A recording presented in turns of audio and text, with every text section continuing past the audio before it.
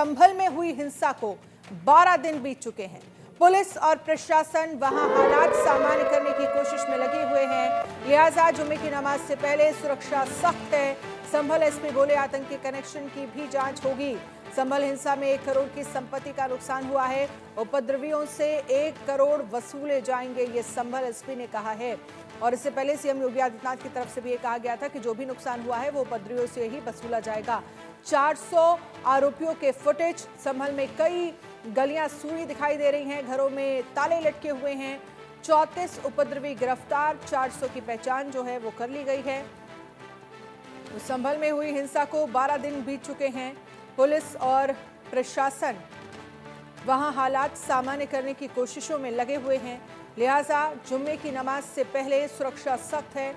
संभल SP बोले आतंकी connection की जांच होगी। संभल हिंसा में 1 करोड़ की संपत्ति का नुकसान हुआ है। उपद्रवियों से 1 करोड़ वसूले जाएंगे। संभल एसपी की तरफ से ये कहा गया। एसपी बोले हमारे पास 400 आरोपियों के फुटेज हैं। संभल में कई गलियां सूनी पड़ी हैं, घरों में ताले लटके हुए हैं। 34 उपद्रवी गिरफ्तार किए गए हैं और 400 की पहचान कर ली गई है। तो कल जुम्मे की नमाज है और ऐसे में सुरक्षा चाक चौबंद की गई है कि किसी भी तरह की कोई अफरा तफरी का माहौल ना बने, कोई अनकंट्रोल्ड स्थितियां जो हैं वो ना वहां पर पैदा हों। और वहीं आतंकी कनेक्शन की भी इस पूरे मामले को लेकर जांच होगी, ये भी संभल एसपी की तरफ से कहा गया है।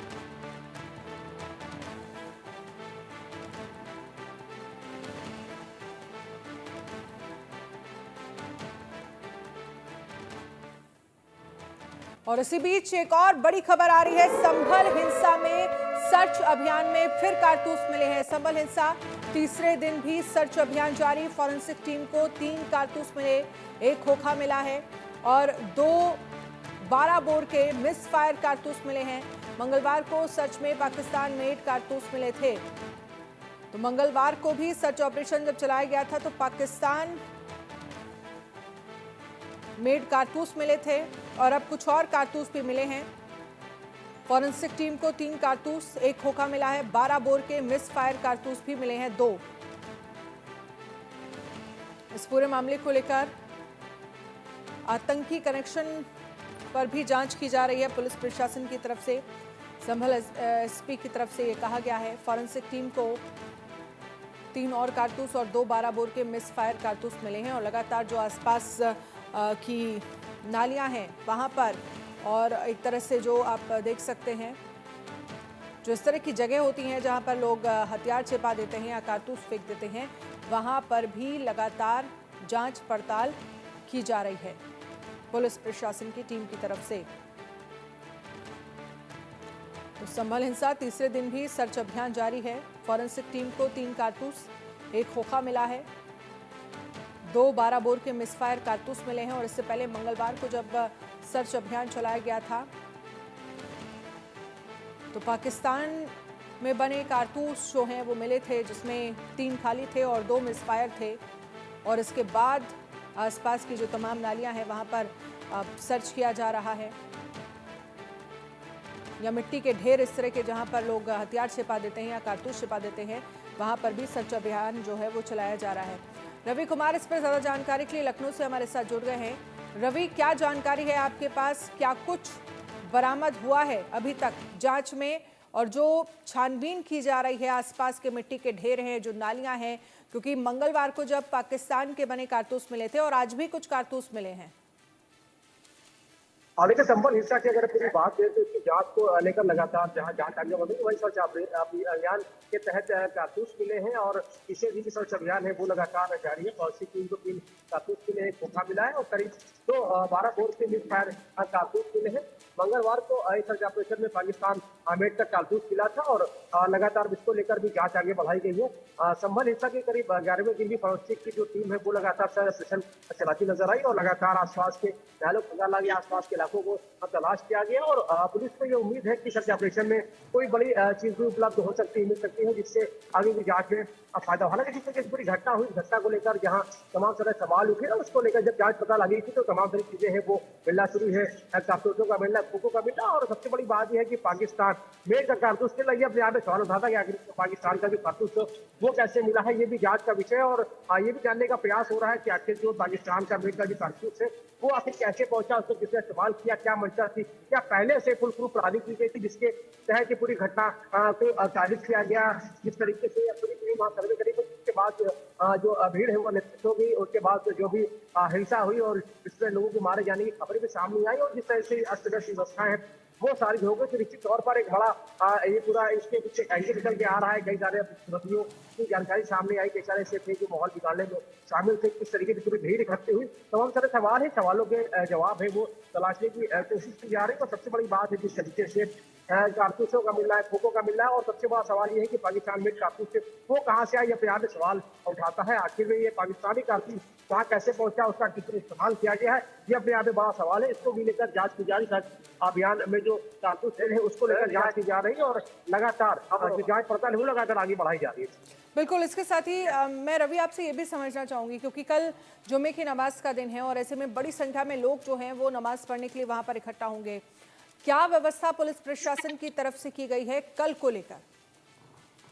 देखिए, इसके पहले अगर बात करें पिछले हफ्ते जब जुम्मे की नमाज हुई थी उसको संभाल ही नहीं, इसके आसपास के जिलों में पुलिस अलर्ट थी, पूरे प्रदेश में पुलिस अलर्ट पे थी और शांतिपूर्वक की पूरी जो जुम्मे की नमाज थी वो अदा की गई। हालांकि कल भी जुम्मे का दिन है और इसको लेकर पहले से तैयारी करनी गई, यानी कि पूरे प्रदेश में जुम्मे की नमाज अदा की जाएगी, उसको लेकर ज्यादा पुलिस फोर्स रहती है। लेकिन हालांकि जिस तरीके से संभली घटना को लेकर जिस तरीके से आसपास के जिले में इसका असर न होने पाए, इसको लेकर पहले से ही लगातार तैयारी की जा रही है और लगातार पुलिस इस पर गंभीर तौर पर नजर बना के रख रही है। सरकार ने सख्त निर्देश दिए हैं, मुख्यमंत्री योगी प्रसाद ने कानून व्यवस्था की बैठक की, उसके साथ में साफ कर दिया अगर कोई भी माहौल बिगाड़ने का प्रयास करता है तो सख्त कार्रवाई की जाए।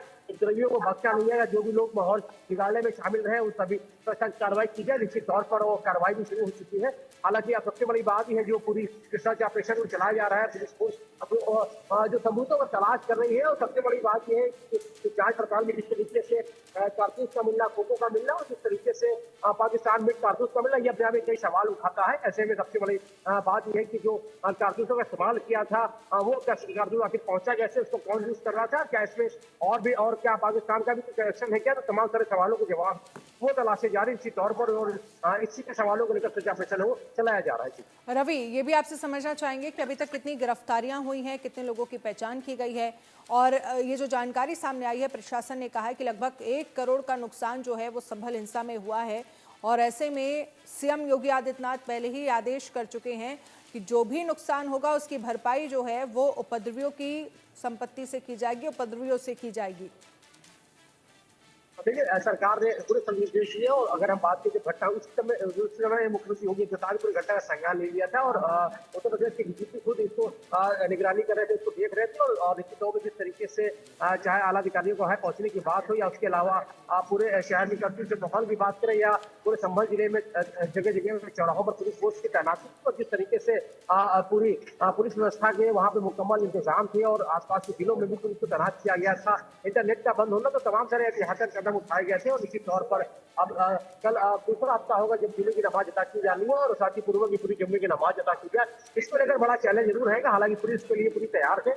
और जिस तरीके से हम उपद्रवियों की बात करें तो स्टार्टिंग का दौर बढ़ा और बात करें तो ये भी कहा जा रहा है कि उपद्रवियों के पोस्टर किए जाएगा और जो भी नुकसान हुआ है उसकी भरपाई उन्हीं लोगों से की जाएगी। साफ कर दिया है सरकार ने कि जो भी ऐसे में अगर माहौल बिगाड़ने में उपद्रव फैलाने में जो भी लोग शामिल रहे हैं उन पर कार्रवाई तो होगी, साथ में जो भी नुकसान हुआ उसकी भरपाई भी उन्हीं से की जाएगी निश्चित तौर पर। और सख्त कार्रवाई की सरकार ने साफ कर दिया है। हालांकि अब कल का दिन काफी अहम रहने वाला है क्योंकि कल जुम्मे की नमाज अदा की जानी है और ये देखना होगा किस तरीके से शांतिपूर्वक वो पूरी नमाज का जो वक्त है पूरा, हालांकि एक दिन पहले ही पूरी को बुरा असर किया है। और निश्चित तौर पर पूरे अगर प्रदेश की बात, लेकिन अभी भी रवि एक बड़ी चुनौती कहीं ना कहीं संभल में प्रशासन के लिए है, क्योंकि अभी भी कई ऐसी गलियां हैं जो सूनी पड़ी हुई हैं, जहां पर ताला लगा हुआ है, यानी कि जो लोग भागे हुए थे वो भागे हुए हैं। और इस तरह के हालात, सामान्य हालत क्या ये कहा जा सकता है कि संभल में अब नजर आ रहे हैं सड़कों पर? जी बिल्कुल, संभल की जो वहाँ की जिंदगी है वो पटरी पर लौट आई है। हालांकि भारी पुलिस की मौजूदगी है वहाँ पर। पूरे प्रदेश की पुलिस फोर्स के अधिकारी है वो अपने अपने जिलों में जहाँ निगरानी बना के रख रहे हैं, वो खासतौर पर संभल के आला अधिकारी और उसके आसपास के अतिरिक्त फोर्स का भी इंतजाम किया गया था और शांतिपूर्वक यही वजह है कि अभी तक पूरी शांति है वो वहाँ पर देखने को मिल रही है। हालांकि कल का दिन काफी अहम रहने वाला है और उसको लेकर शांतिपूर्वक जुम्मे की नमाज अदा की जाए, इसको लेकर काम किया जा रहा है। जो पूरा न्यायिक आयोग की जो पूरी टीम है वो जांच पड़ताल कर रही है। पुलिस टीम अपने स्तर से वहाँ जांच कर रही है, जिस तरीके से जो कारतूसों का मिलना है, गोली का मिलना है, पाकिस्तानी में ठीक कारतूस है। का मिलना है और जो भी लोग उसमें शामिल रहे उनको लेकर किस तरीके से उनको चिन्हित करना, उन पर कार्रवाई करना, उनकी गिरफ्तारी करना, तो तमाम सारी कार्रवाई है वो लगातार की जा रही है। और सबसे बड़ी बात यह है कि अमन चैन वहाँ बना रहे, ये सबसे बड़ा प्रयास है। उसको लेकर लगातार है वो काम किया जा रहा है और शायद यही वजह है कि इस तरीके से माहौल बिगड़ा, उसके बाद जिस तरीके से पुलिस की सच्ची सरकार ने इस पे कई कदम उठाए और आज वही वजह है कि संभल में पूरी तरीके शांति है वो देखने को मिल रही है। चलिए रवि, बहुत बहुत शुक्रिया। तमाम आप रहिएगा हमारे साथ, आगे भी हम आपसे